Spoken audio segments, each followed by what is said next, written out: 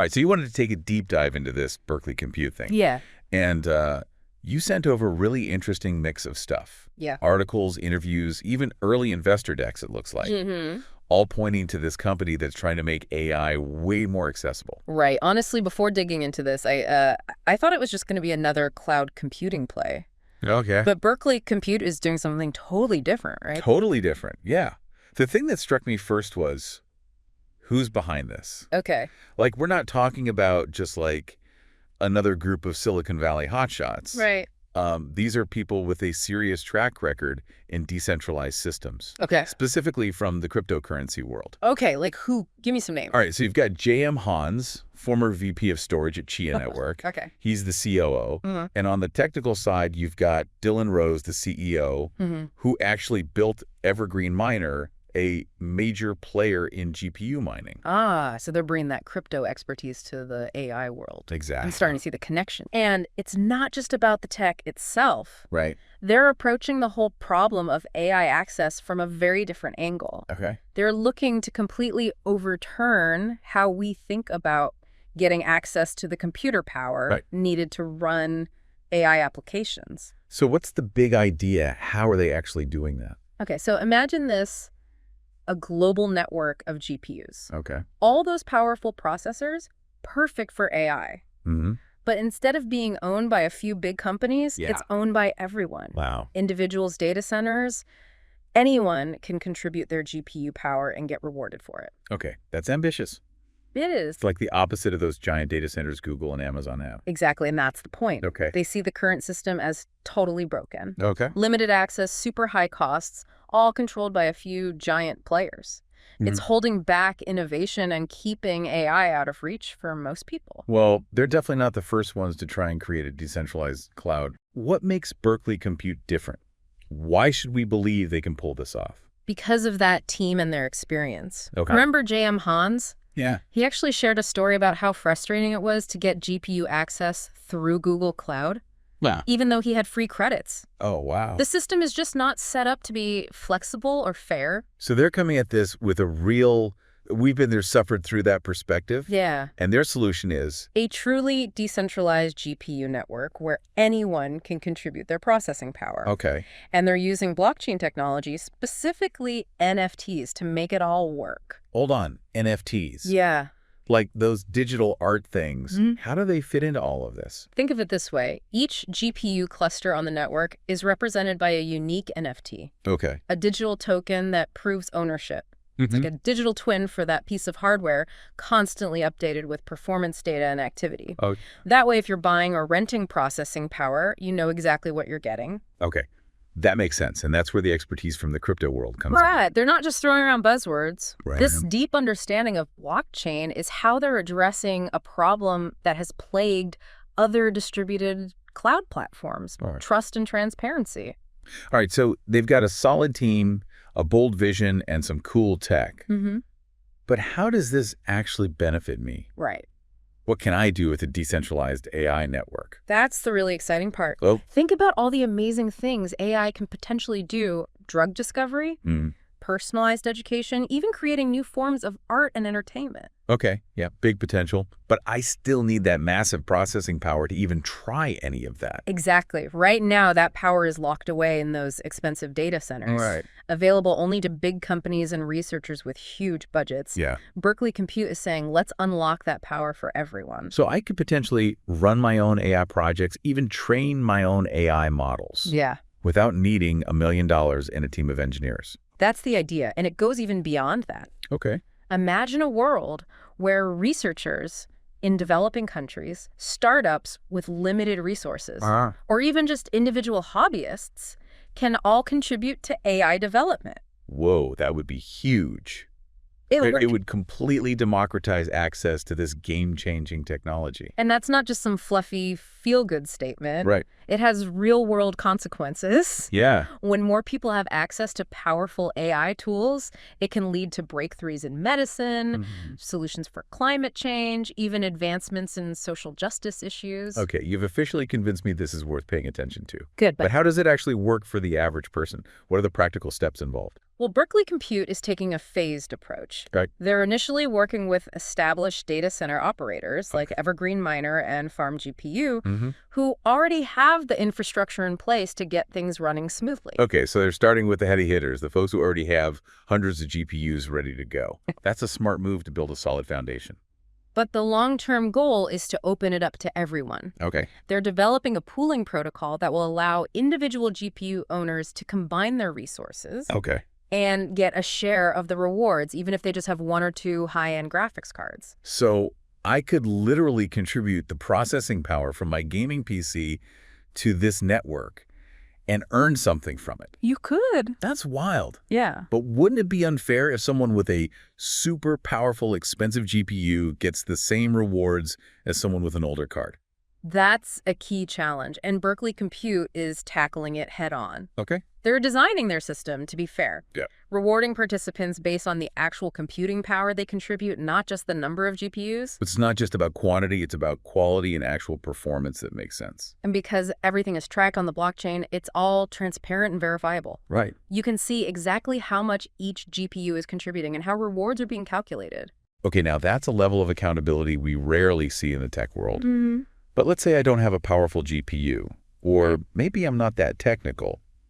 Can I still get involved with Berkeley Compute? Absolutely. They're creating investment opportunities for everyone. Okay. You can buy GPU NFTs, basically owning a piece of the network and sharing in its profits. So it's like investing in a company, except instead of stock, I'm buying a tiny slice of a powerful AI network. Exactly. And they're actively working to make those investment options accessible and understandable, Right. even for people who are new to crypto or blockchain. All right, so we've got a solid team with a proven track record, a groundbreaking idea, and multiple ways to get involved. Yeah. What's not to love?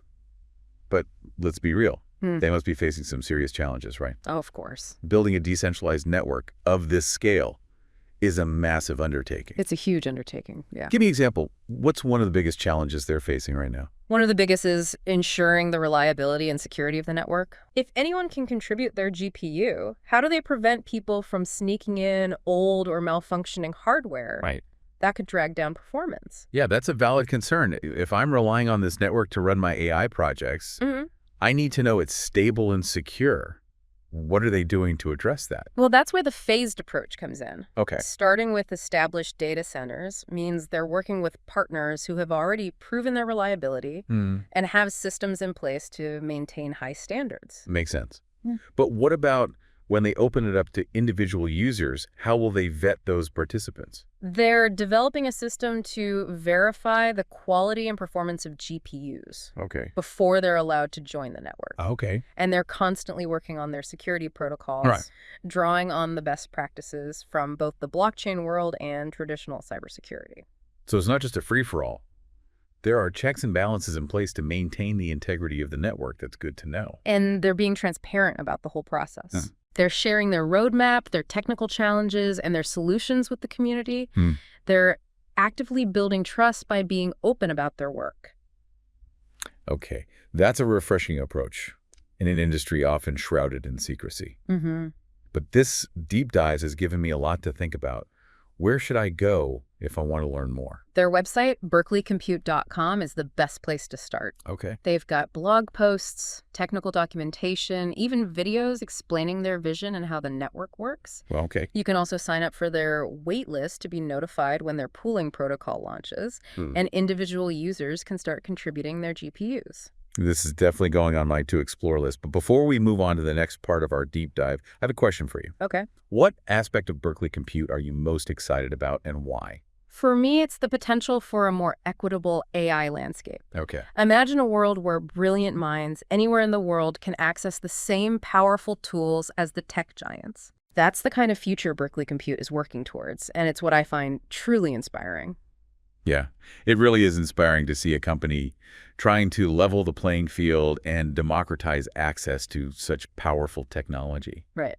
But you know what else I find fascinating about Berkeley Compute? What's that? The technical details Oh, yeah. of how they're actually building this network. Absolutely. I know you love to geek out about that stuff. Oh, yeah. We talked about NFTs representing GPUs, but that's just one piece of the puzzle. Right. How do they actually connect all these individual GPUs scattered across the globe, Right. into a single cohesive network that can handle complex AI workloads. It's a complex dance of software and hardware. Yeah. And that's where J.M. Hans and Dylan Rose's experience with Chia's proof-of-space model comes in. Okay. They're applying similar principles to create a robust and reliable network. Okay, remind me quickly. Proof of space, that's all about using hard drive space instead of raw processing power, right? Yeah. Exactly. Chia's blockchain relies on participants proving they have dedicated storage space, Right. not just fast processors. It's a different approach to securing a blockchain. Right. And Berkeley Compute is taking some of those lessons and applying them to their GPU network. So instead of proof of space, it's like proof of processing power. You got it. Okay. They're designing a system where participants are rewarded for contributing reliable, high-performance processing power. Okay. And they're using their experience with Chia to solve a major challenge, Yeah. ensuring that everyone is fairly compensated, even if they have different types of GPUs. So someone with a top-of-the-line brand new GPU won't just walk away with all the rewards, leaving those with older cards in the dust. Nope. Their system is designed to balance things out, rewarding participants proportionally based on the actual computing power they contribute. Okay. Think of it like a team of athletes, each with their own strengths, working together to win a race. Right. Everyone gets a share of the prize based on their contribution to the victory. That's a great analogy. Yeah. But it still sounds incredibly complex to manage. Right. How do they actually keep track of each GPU's performance, distribute workloads, and ensure everyone gets paid fairly? That's where the magic of blockchain comes in again. Okay. They're building an open source protocol that manages all of this automatically. Okay. Every GPU's performance is tracked on the blockchain, every workload is distributed fairly, and every reward is calculated transparently. So it's like a self-governing system running on code and math rather than relying on a central authority to manage everything. Yes. That's pretty mind-blowing. It is, and that open source aspect is crucial. Yeah. It means anyone can contribute to the development and improvement of the protocol, Right. making it more robust and secure over time. So it's like a giant collaborative project with developers all over the world working together to build this revolutionary platform. Yeah. And at the heart of it all is this team led by people who have actually tackled these challenges before in the world of cryptocurrency. Exactly. Their experience is invaluable. Yeah. They've learned from their successes and failures with Chia, Right. and they're applying that knowledge to create a truly unique and innovative platform for decentralized AI. Okay, let's talk about the bigger picture. What are the potential implications of this technology? Okay. What could it mean for the world if Berkeley Compute actually succeeds in building this network? The possibilities are truly mind-boggling. Okay. Think about all the areas where AI is already making an impact. Okay. Healthcare, finance, transportation, entertainment. Okay, so all the industries that are being disrupted by AI right now, but how does a decentralized network change things? It changes everything. Okay. Right now, AI development is largely controlled by a few giant corporations.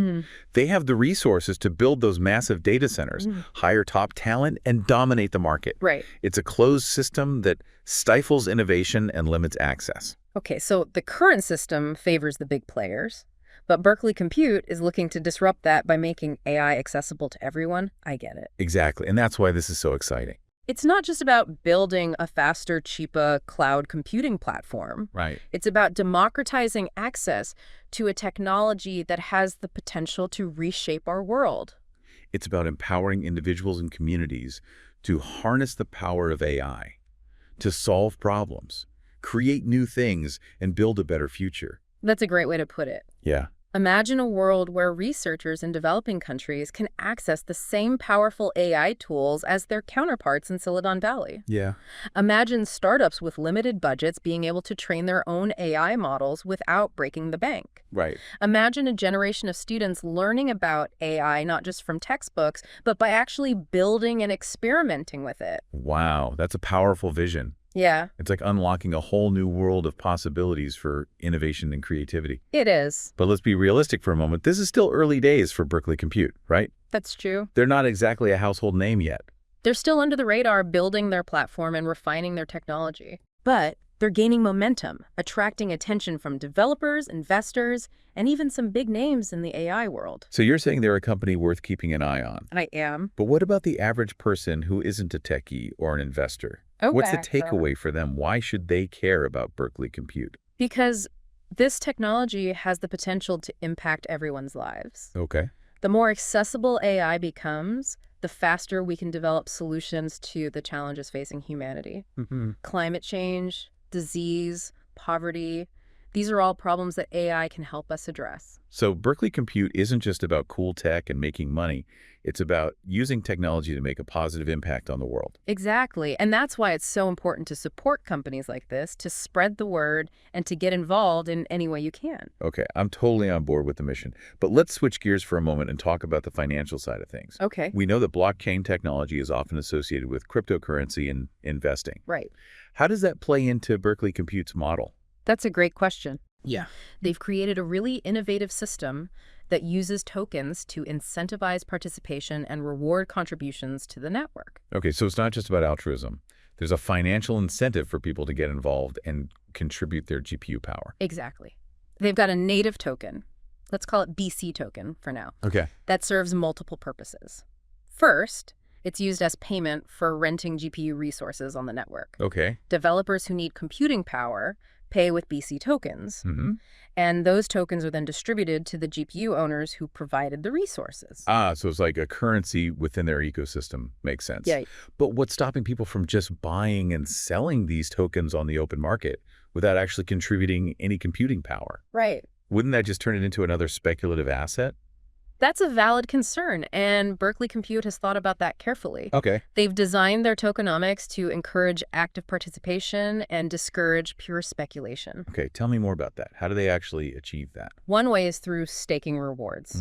Users can lock up their BC tokens for a certain period of time, basically committing to the network, and earn rewards for doing so. Okay. It's like earning interest on your tokens by actively supporting the network's stability. So it incentivizes long-term commitment rather than quick flips for profit. I like that. Yeah. What else are they doing to make the system fair and sustainable? They're constantly refining their tokenomics model, making sure it's balanced and benefits everyone involved. Right. GPU owners, developers, and the network itself. They're taking a very data-driven approach, using real-world feedback to adjust the system and ensure its long-term success. It sounds like they're really trying to build a community around this project, not just a platform. Yeah. And that brings me to another question. We've talked about the technical aspects, the potential impact and the financial incentives. Right. But what about the human side of things? Okay. What kind of people are drawn to Berkeley Compute? It's a really diverse group. You've got hardcore techies who are passionate about open source development and decentralized systems. Right. You've got entrepreneurs who see the potential of AI to create new businesses and disrupt existing industries. And you've got idealists who believe that AI should be a force for good, accessible to everyone, not just the privileged few. It's like a melting pot of talent and passion, all united by this shared vision of a more decentralized and equitable future for AI. Exactly. And that's what makes Berkeley Compute so fascinating. Right. It's not just about technology, it's about people. It's about building a community that shares those values and is working together to make this vision a reality. Well, I'm definitely feeling inspired.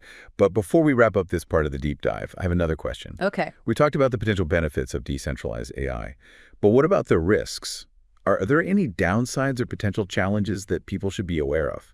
That's a great question. Yeah. And it's important to be aware of both the opportunities and the challenges when evaluating any new technology. So let's get into that. What are some of the potential downsides or risks associated with Berkeley Compute's approach? Well, one potential risk is that the network could become fragmented if different groups of users develop competing versions of the protocol. The classic fork problem that can happen with open source projects. Exactly. It's something they'll need to carefully manage as the network grows. Right. They'll need to foster collaboration and build consensus among the developers to prevent fragmentation and ensure the platform remains stable and compatible. That makes sense. What about security? Okay. We talked about the measures they're taking to protect the network. Yeah. But can we really be sure that a decentralized system is truly secure? Right. Couldn't it be more vulnerable to hackers or malicious actors? It's a valid concern, and security is something they take very seriously. Okay. One of the key advantages of blockchain technology is its inherent security features. Right. Every transaction is cryptographically secured and recorded on a distributed ledger, making it very difficult for anyone to tamper with the data or compromise the network. So it's like having a giant transparent security log. Yeah. That's constantly being monitored and verified by thousands of computers around the world. That's a good analogy. And they're also implementing additional security measures, Okay. like hardware security modules, HSMs, to protect sensitive data and prevent unauthorized access. HSM, those are the super secure devices that banks and governments use, right? Exactly. They're bringing that level of security to the world of decentralized AI. Okay, so they're taking security seriously, but what about performance? Okay. Can a decentralized network really compete with the speed and efficiency Right. of those giant data centers run by Google and Amazon? That's a question they're actively addressing. Okay. They're constantly optimizing the protocol and leveraging the latest advancements in GPU technology to ensure the network can handle even the most demanding AI workloads. So they're not just relying on the sheer number of GPUs. They're also making sure those GPUs are working together effectively and efficiently. Exactly. And they're also working on ways to reduce latency Okay. and improve data transfer speeds across the network. It sounds like they've thought about every angle, from the technical challenges to the human factors to the potential risks and rewards. Yeah. But as we wrap up this deep dive, I have one final question. What's the call to action for our listeners? Yeah. What can they actually do if they're interested in getting involved with Berkeley Compute? The first step is to simply learn more. Okay. Their website, berkeleycompute.com, is a great starting point. Right. They've got tons of information about their technology, their team, and their vision for the future of AI. So visit the website, get informed, and then what? Then it depends on your level of interest and expertise. Okay. If you're a developer, you can start exploring their API and see how you can integrate Berkeley Compute's network into your projects. Okay, so developers can start tinkering and experimenting with the platform. Right. What about for people who are more interested in the investment side of things? They can sign up for their waitlist to be notified about future investment opportunities, Okay. like their upcoming token sale. So there's a way for people to get in on the ground floor and potentially benefit from the network's growth. Exactly. And even if you're not a techie or an investor, you can still get involved by spreading the word and joining the community. Okay. Follow them on social media, share their content, and start conversations about the importance of decentralized AI. It's all about raising awareness and building momentum around this movement. Exactly. The more people who know about Berkeley Compute and the potential of decentralized AI, Yeah. the faster this technology can reach its full potential and make a real difference in the world. Well said. I think that's a great note to end on this. Deep Dive has been an eye-opening journey, and I'm personally feeling very inspired by what Berkeley Compute is doing. Me too. Yeah. It's exciting to see a company that's not only pushing the boundaries of technology, but also challenging the status quo and creating a more equitable and accessible future for AI. So to our listeners, if you're interested in learning more, head over to berkeleycompute.com and join the revolution. The future of AI is being written right now, and it's up to all of us to shape it.